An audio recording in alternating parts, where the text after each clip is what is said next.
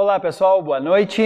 É um prazer estar aqui com todos vocês, amigos da Aliança Bíblica de Bento Gonçalves. E se você não faz parte dessa comunidade, mas ainda assim está assistindo a nossa celebração online, sinta-se muito abraçado por todos nós.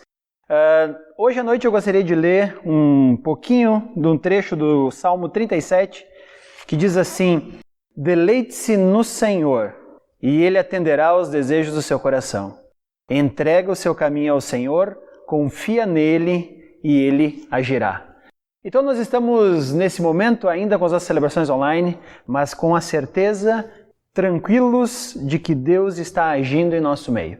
Então essa noite nós vamos participar juntos, eu estarei aqui e nós vamos então celebrarmos a presença de Deus em nossas vidas. Com isso eu gostaria que você baixasse sua cabeça nesse momento e vamos fazer um momento de oração. Senhor Deus, entregamos tudo isso nas tuas mãos. Tu és o Deus soberano de toda a terra, Tu és o nosso Senhor. E por isso, Pai, nós agradecemos a Ti. Agradecemos porque temos o privilégio de termos tecnologia para podermos fazer essa celebração online.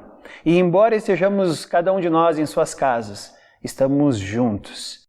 E Deus, pedimos que nesse momento agora, Tu estejas trazendo a Tua mão sobre nós e tudo que vai ser falado, tudo que vai ser ouvido, tudo que vai ser exposto aqui, venha de Ti, seja a Tua boca falando a todos nós.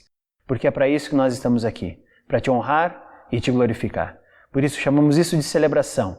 Celebramos porque Tu estás em nós. E tudo isso nos faz um só. Mesmo estando distantes, podemos dizer que somos a Tua igreja. E isso para nós é um privilégio.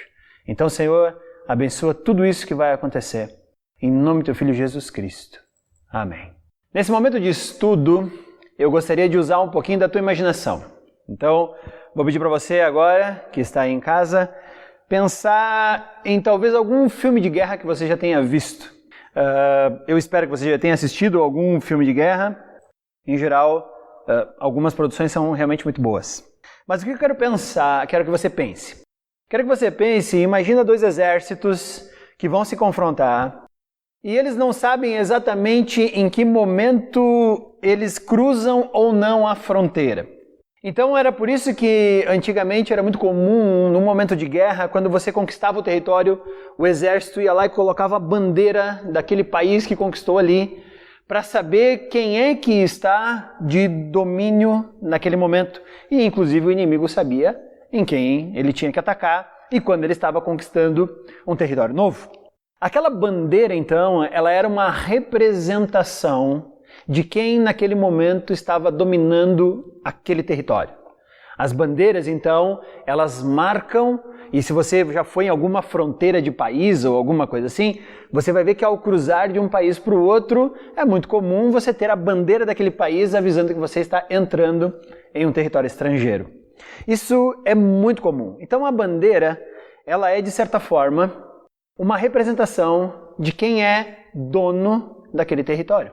Seja um estado, uma cidade, país ou alguma coisa assim. Agora, eu quero que você pense que bandeiras Deus colocou para exemplificar para todas as pessoas que aquele território era dele. Eu quero que você me acompanhe agora no livro de Gênesis, capítulo 1, versículo 27, diz assim: Criou Deus o homem à sua imagem. A imagem de Deus o criou, homem e mulher os criou. Isso significa que Deus transmitiu a sua imagem ou parte do seu caráter, isso dá um bom assunto para nós conversarmos em outro momento, ele transferiu parte do seu caráter ao homem e à mulher e colocou-os dentro da terra que ele havia criado. De certa forma, por esse motivo, a humanidade, ela é a bandeira de Deus na Terra. Já tinha parado para pensar nisso? A presença do ser humano na criação, ela é a afirmação de que Deus é o dono disso tudo. O ser humano foi, das coisas criadas, a última a ser colocada e estabelecida na criação. Depois disso, Deus vai descansar no sétimo dia. O homem foi colocado no sexto dia para ser uma espécie de identificação. Já que nós somos a semelhança de Deus na criação, nós somos a sua própria bandeira. Essa é a história da humanidade. Esse é o propósito da humanidade. Nós só temos realmente propósito em Deus quando nós cumprimos bem essa parte daquilo que Deus estabeleceu para nós. O grande problema é que no capítulo 3 vai mostrar que a queda do homem, ela meio que manchou, ela tornou um tanto quanto opaca esta imagem de Deus no ser humano. Então agora nós vamos entender que toda a Bíblia, ela é o resgate de Deus à sua imagem, que é refletida no homem. Por isso que a história da Bíblia como um todo, ela culmina na vinda de Cristo, no perdão dos pecados e a possibilidade do homem ser restabelecido como filho de Deus e a partir desse restabelecimento ter uma comunhão com Deus e voltar a ser a representação de Deus na terra. Então aquilo que começa tão bom em Gênesis capítulo 1, no Gênesis capítulo 3, ela sofre uma mancha, ela fica um tanto quanto difícil de ser vista, porque agora o pecado, coisa que Deus não tem, está em nós, seres humanos. Agora eu vou te convidar a olhar a Bíblia em Deuteronômio, capítulo 4, versículos 5 a 8. Por que olharmos esse versículo? Porque o plano de Deus, ele começa com o resgate de Israel. O segundo livro da Bíblia, que é o livro de Êxodo, mostra que Deus então resgatou o seu povo do Egito e agora vai transformar esse povo em uma nação. Só que para transformar esse povo em uma nação, é necessário que esse povo entenda quem Deus é. Porque se Deus não estabelece uma lei, se Deus não estabelece preceitos, se Deus não mostra o seu caráter em sua totalidade, provavelmente o ser humano não teria como refletir esse caráter de Deus. Então, Êxodo, Deus vai tirar o povo do Egito, Levítico, Deus vai entregar a lei a esse povo de Israel. E também no livro de Números, a marcha, e Deuteronômio agora é o livro em que o povo está pronto para entrar na terra que Deus estabeleceu. E qual é a função de Israel? A função de Israel dentro do seu território é a mesma que Adão e Eva tinham quando foram criados. Serem as bandeiras de Deus na terra. Com isso eu quero que você olhe agora Deuteronômio capítulo 4, versículo 5. Moisés está discursando para o povo que vai entrar na terra prometida e ele diz assim: Eu lhes ensinei decretos e leis como me ordenou o Senhor, o meu Deus, para que sejam cumpridos na terra a qual vocês estão entrando para dela tomar posse. Vocês devem obedecer-lhes e cumpri-los, pois assim, presta atenção agora, os outros povos verão a sabedoria e o discernimento de vocês. Quando eles ouvirem todos esses decretos, dirão, de fato, essa grande nação é um povo sábio e inteligente. Pois que grande nação tem um Deus tão próximo como o Senhor, o nosso Deus, sempre que o invocamos? Ou que grande nação tem decretos e preceitos tão justos como esta lei que estou apresentando a vocês hoje? O que Moisés está dizendo? Moisés está dizendo que Deus estabeleceu a sua lei para que Israel vivesse a lei de Deus diante das nações onde ela estava sendo colocada. Mas Israel não era melhor do que as nações que estavam ao redor dela. Isso que nós precisamos entender. Israel apenas tinha recebido a oportunidade de, por meio da lei de Deus, entender o caráter de Deus. E à medida que Israel conseguisse realmente viver a lei de Deus no meio do seu povo, onde estava colocada, as outras nações iam olhar para Israel e automaticamente dizer: nossa, que nação inteligente! E quando perguntassem, mas como essa nação consegue ser tão inteligente? A resposta é não, nós não conseguimos ser inteligentes. Mas Deus nos instrui a sermos assim. Então Israel, ela tinha leis que estavam muito à frente daquele tempo. Primeira coisa que Israel tinha era uma alta valorização da vida. A vida é algo extremamente importante para Israel. Quando Deus coloca Israel no meio de nações antigas, em que as práticas mais normais das suas religiões era, por exemplo, sacrificar crianças, sacrificar pessoas, matar pessoas em homenagem e honra a Deus, Deus diz, não. A vida humana é tão importante que em Israel ninguém pode tirar a vida de ninguém. Então Israel já tinha essa lei muito avançada diante dos outros povos. Israel tinha outras leis, como por exemplo a lei do sábado em Israel. A lei do sábado ela era uma regra que dizia assim, todo israelita vai trabalhar 6 dias na semana. No 7º dia, que é o sábado, ele vai tirar esse tempo para meditação, para descanso. Mas não era apenas para o israelita se jogar numa rede e dizer, agora eu estou descansando. Não, pelo contrário. O israelita deveria usar o dia do sábado para compreender e ter uma proximidade maior com Deus. Por isso, em geral, o dia de culto em Israel era o sábado. Era o dia que o israelita, então, parava para pensar em Deus. Por que o israelita precisava de um dia assim? Porque é muito comum, no meio das nossas tarefas do dia a dia, nós pensarmos em uma semana corrida, e hoje nós vivemos uma geração, agora não por causa do momento da Covid-19, mas nós vivemos a geração do 24/7. O que é 24/7? 24 horas por dia, 7 dias da semana. E no meio dessa rotina é muito fácil nós prestarmos atenção ao trabalho, às atividades que nós estamos a fazer e não lembrarmos de Deus, e não separarmos um tempo para Deus. Por exemplo, antigamente, domingo era sempre o dia de culto cristão. Fosse na igreja católica na missa, fosse na igreja evangélica no momento do culto. E hoje, por incrível que pareça, mesmo tendo separado o domingo para nós continuarmos a fazermos esses cultos, muitas pessoas dizem, puxa, eu não posso ir domingo no culto porque eu tenho um trabalho para fazer, porque eu estou trabalhando, porque eu não posso sair do meu trabalho. Isso significa que muitas vezes nós, no meio da nossa rotina, somos engolidos de tal forma que não conseguimos separar um momento de comunhão com Deus. Então Israel tinha uma lei que dizia, você não pode trabalhar no 7º dia. Israel também tinha uma outra lei interessante, que era a cada 7 anos trabalhados, o 7º ano, ou melhor, a cada 6 anos trabalhados, o 7º ano era um ano inteiro de descanso. Um ano inteiro de férias. Mas não férias simplesmente para se jogar e descansar. Mas era um tempo para eles deixarem a terra voltar a ter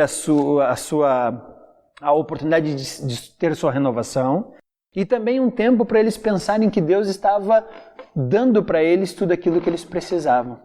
Deus dizia para eles, olha, vocês podem parar um ano inteiro e eu vou continuar dando para vocês tudo aquilo que é necessário. E quando chegava o 7º ano, até mesmo as dívidas tinham que ser perdoadas. Se você tinha empréstimo no banco ou alguma coisa assim, você tinha que ter a sua dívida cancelada naquele momento e você não devia mais nada. Por quê? Para não se preocupar aquele ano todo. Você apenas descansava em Deus. A cada 7 anos sabáticos, fechava 49, o 50º ano era o ano do jubileu. Aonde, mais uma vez, então, nesse ano do jubileu, além de não trabalhar, não plantar, devolver e zerar as dívidas, eles tinham que, inclusive, devolver para as famílias de origem todas as terras compradas. Eles tinham que entregar de volta. Então, na verdade, o israelita, quando ele comprava o terreno de alguém, ele não comprava o terreno. Ele comprava o direito de produzir naquela terra. Mas aquela terra sempre voltava para a mão dos seus herdeiros. Por quê? Porque Deus tinha uma justiça tão grande que os netos ou os filhos daquela pessoa que vendeu o terreno pudessem recomeçar exatamente do ponto onde o seu antepassado havia parado. Então ninguém perdia o direito à terra em Israel. Então, mesmo que você ficasse pobre por um tempo, você sabia que no ano do jubileu, aquelas terras seriam devolvidas à tua família. Então isso era uma lei que já era acima de todas as outras. Uma outra lei que o israelita tinha, por exemplo, o israelita ele não podia colher toda a extensão do seu terreno. O israelita deixava propositalmente, presta bem atenção nisso, o israelita deixava propositalmente as beiradas da sua colônia sem colher, para que os pobres que estivessem entre eles pudessem chegar e subsistir daquilo que não foi colhido. Olha o tamanho da justiça e da sabedoria que Israel tinha só nessas leis que eu falei para vocês. Poderíamos falar sobre outras leis todas. Essa lei da respigada, que é quando você não colhia tudo e deixava para os pobres colher as beiradas para subsistir, ela é para nós hoje um escândalo. Porque hoje nós temos a agricultura e na agricultura nós colhemos tudo. Se puder, a gente colhe até do terreno do vizinho, né? A gente passa a nossa fronteira para colher na fronteira do outro. E Israel tinha uma parte do perímetro do seu terreno em que ela não deveria colher, para que pudesse deixar outras pessoas colherem os seus frutos. Quando as outras nações olhavam para Israel e essa lei, essas nações iam dizer: nossa, essa nação é muito sábia. E Israel tinha que dizer: não, nós não somos muito sábios. Sábio é o Deus a quem servimos. Israel, ela era um território colocado no meio de povos pagãos para revelar quem Deus é. Agora imagina você se por algum motivo Deus não tivesse levantado esse povo. Se por algum motivo Deus não tivesse entregue a sua lei para Israel. Se por algum motivo ele tivesse desistido de tirar aquele povo do Egito e simplesmente deixado acontecer.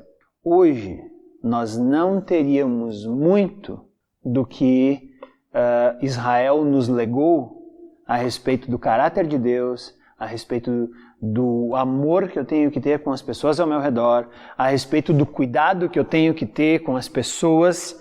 Se Israel fosse retirado do momento ou do seu local, talvez as pessoas não saberiam que há um Deus muito sábio estando ali.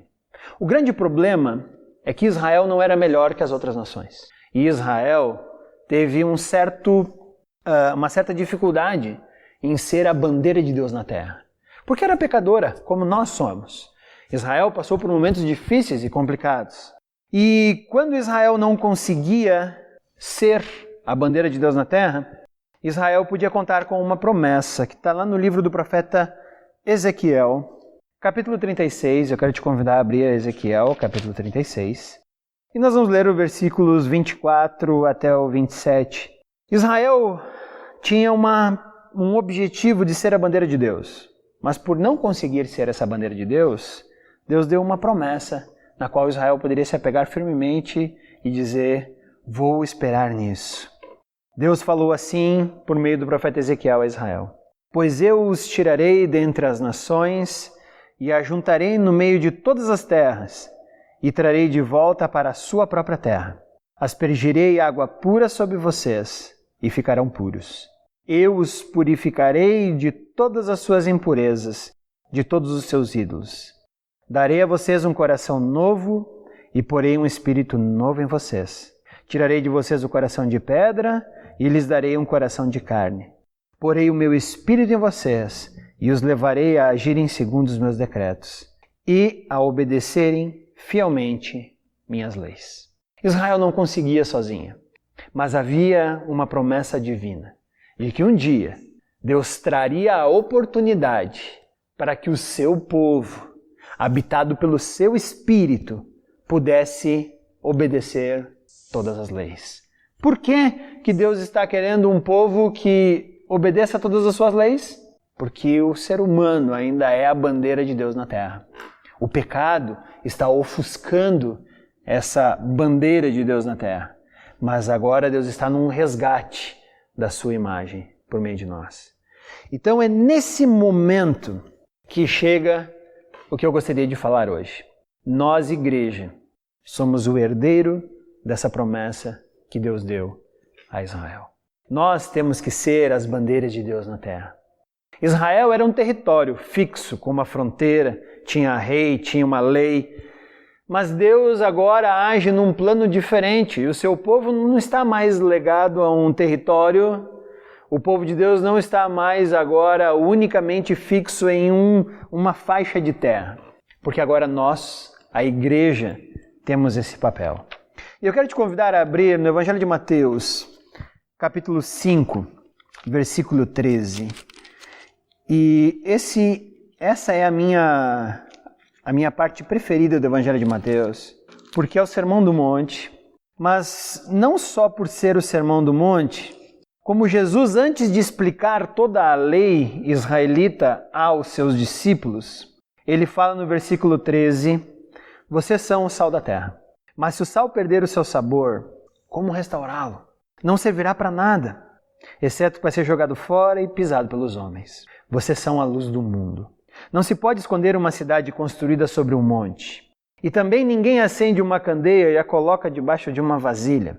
Ao contrário, coloca no lugar apropriado e assim ilumina a todos que estão na casa. Agora olha o versículo 16.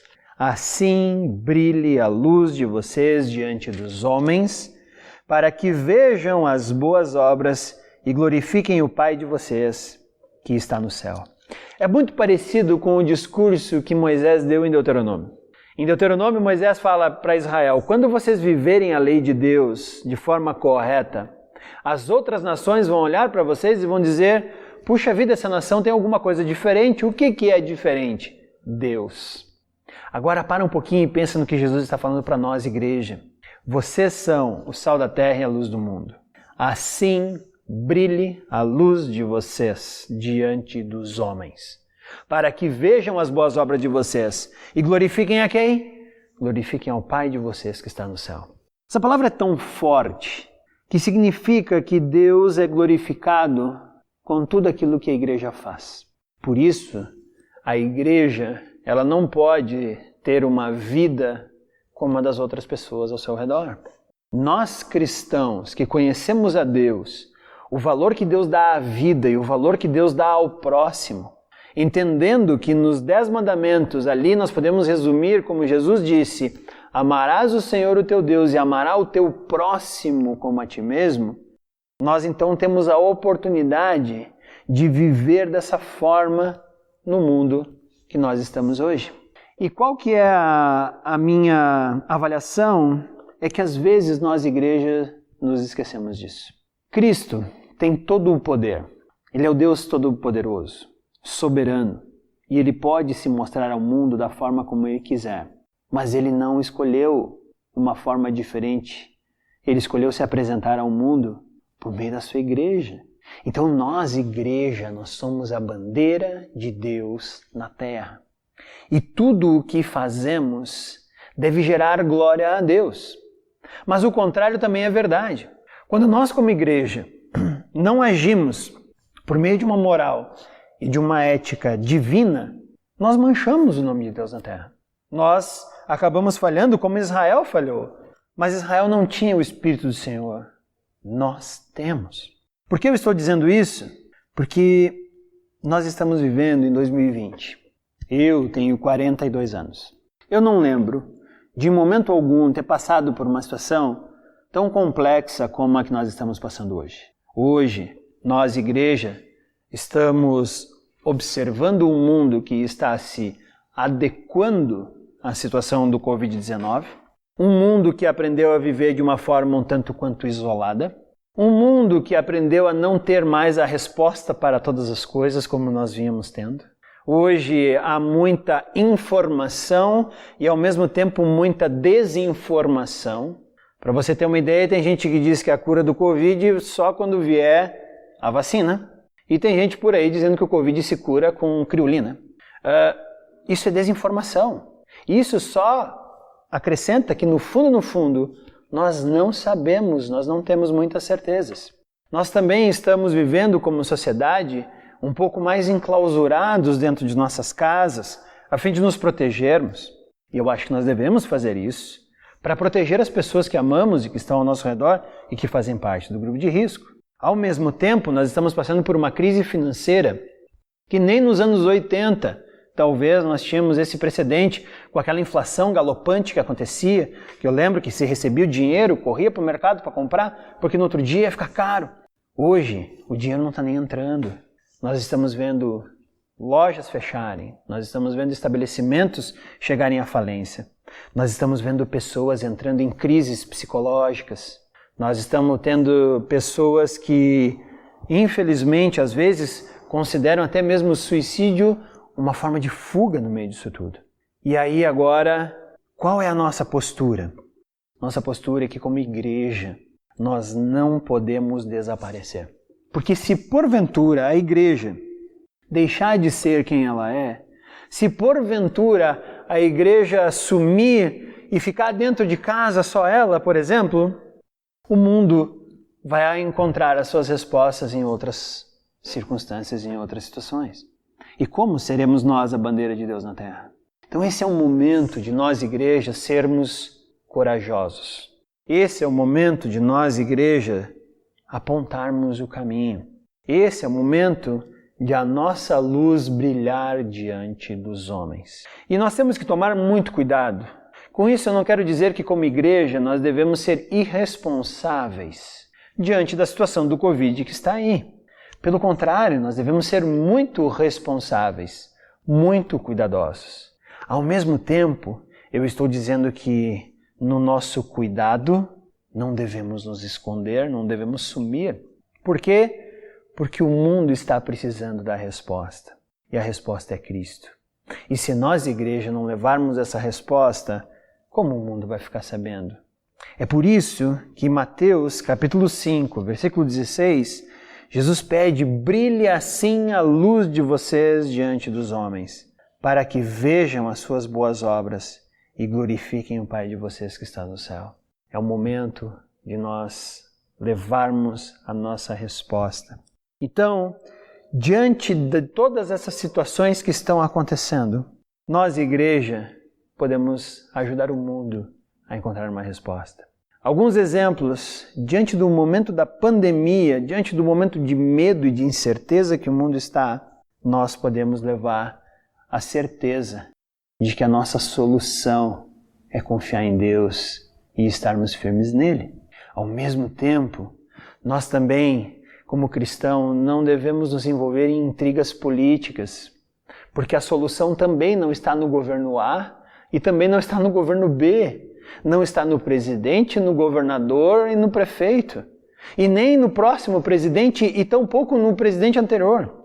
E às vezes eu vejo nós cristãos nos degladiando com bandeiras de políticos, e quando eu olho para a Bíblia, nós temos que ser a bandeira de Deus na terra. Então, nós vamos levar a solução de Deus. E a solução de Deus, ela não está na política. Ela não está em nenhum político, porque essa solução é a solução de Deus. E se ela é a solução de Deus, ela não está em nenhum homem, em nenhuma mulher. Então nós, igreja, acalmamos as pessoas que estão desestabilizadas com o medo do Covid-19.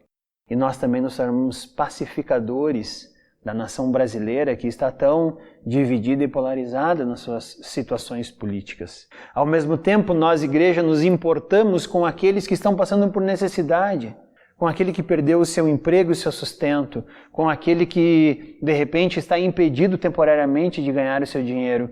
Nós vamos levar a graça, o amor e a misericórdia de Deus, fazendo campanhas, fazendo ações para ajudarmos. E é assim que a igreja vai conseguir fazer com que aquilo que está na Bíblia se torne a nossa ação. Nós não podemos ser uma igreja que apenas lê a Bíblia e diz: nossa, puxa, que legal, agora nós sabemos tudo isso aqui de cor, vamos para a nossa casa dormir nos nossos confortáveis carros, dormir na nossa cama confortável, puxar o nosso cobertor num dia frio bem confortável e não lembrarmos que pessoas estão passando por crise de ansiedade, fome, sem casa, passando frio e tudo mais. Não, nós somos a igreja e nós vamos levar o amor de Deus, a graça de Deus, a misericórdia de Deus, a justiça de Deus para a rua. É momento de nós, igreja, planejarmos essas ações. Uma igreja conseguiu viver dessa forma. Está lá no livro de Atos, capítulo 2. Atos, capítulo 2. Versículo 42 até o 47. O 42 diz assim: eles, os cristãos, se dedicavam ao ensino dos apóstolos, à comunhão, ao partir do pão e às orações. Ou seja, eles tinham um culto e todos eles participavam disso. Versículo 43. Todos estavam cheios de temor e muitas maravilhas e sinais eram feitos pelos apóstolos. Então Deus atuava no meio deles. Versículo 44. Os que criam mantinham-se unidos e tinham tudo em comum. Então a igreja estava preocupada com o bem-estar de todos e tornava tudo comum. Olha o versículo 45. Vendendo suas propriedades e bens, distribuíam a cada um conforme sua necessidade. Todos os dias continuavam a reunir-se no pátio do templo, partiam o pão em suas casas e juntos participavam das refeições com alegria e sinceridade de coração. Versículo 47. Louvando a Deus, então eles louvavam a Deus. Agora olha só, e tendo a simpatia de todo o povo. E o Senhor lhes acrescentava diariamente os que iam sendo salvos. Uma igreja que faz o seu trabalho, ela de certa forma recebe a simpatia do povo que está ao seu redor. Então nós, como cristãos, nesse momento de Covid-19, não podemos nos esconder e não podemos nos acovardar, porque nós somos os únicos que têm a verdadeira solução para toda essa situação. E se nós não levarmos ao mundo que confiamos em Deus, que sabemos que Ele está no controle e que cumprimos o que Ele pede para amarmos uns aos outros, nós poderemos ser as bandeiras de Deus na terra. Caso contrário, não conseguiremos ser. Então, meu pedido para nós nessa noite, Aliança Bíblica de Bento Gonçalves, ou de onde quer que você esteja, sejamos as bandeiras de Deus na terra. Não sejamos uma igreja que se acovarda, mas sejamos uma igreja que tenha a coragem de confiar em Deus. Não sejamos uma igreja militante politicamente, mas uma igreja atuante na sociedade onde estamos. E por fim, que o amor e a misericórdia que Deus tem pelas pessoas que estão passando por necessidades ao nosso redor possa ser suprido pelo amor e misericórdia que levarmos a essas pessoas. Oremos por elas, façamos alguma coisa por elas. Por quê? Para que assim brilhe a nossa luz diante dos homens e eles glorifiquem ao nosso Deus que está no céu por meio de tudo que fazemos. Nós fazemos parte de um plano que Deus tem desde o início da Bíblia, que é ter no homem a sua bandeira sobre a terra.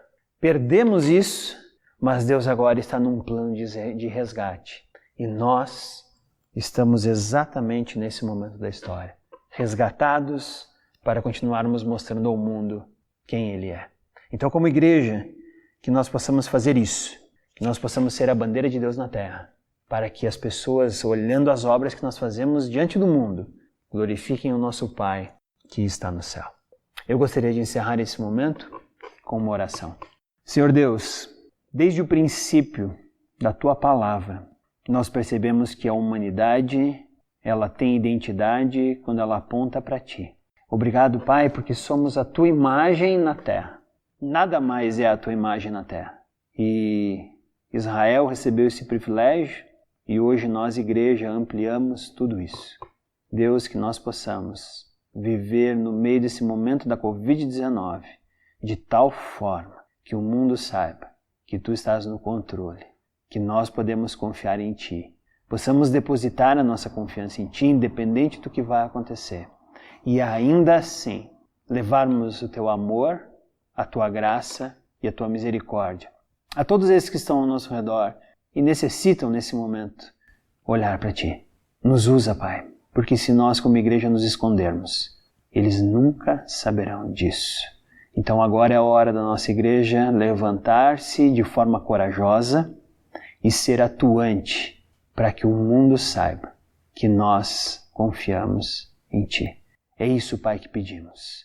Tem misericórdia, Pai, agora de cada um de nossa comunidade que está passando por problemas financeiros, de cada um de nossa comunidade que está passando por problemas de saúde, mas também, Pai, de cada um que não faz parte da nossa comunidade, mas mora perto de nós e está passando por essas mesmas dificuldades. Porque, Pai, o amor que Tu derrama sobre nós é o mesmo e que nós possamos levar esse amor àqueles que estão precisando nesse momento. A misericórdia, a graça, por meio de um papo, por meio de uma ajuda, por meio de alimentos, por meio de roupas, por meio de ajuda financeira, não sei, Pai, mas que a gente possa levar para que o mundo saiba que Tu estás aí. É isso, Pai. Dá-nos coragem como igreja. Em nome de Cristo agradecemos. Amém.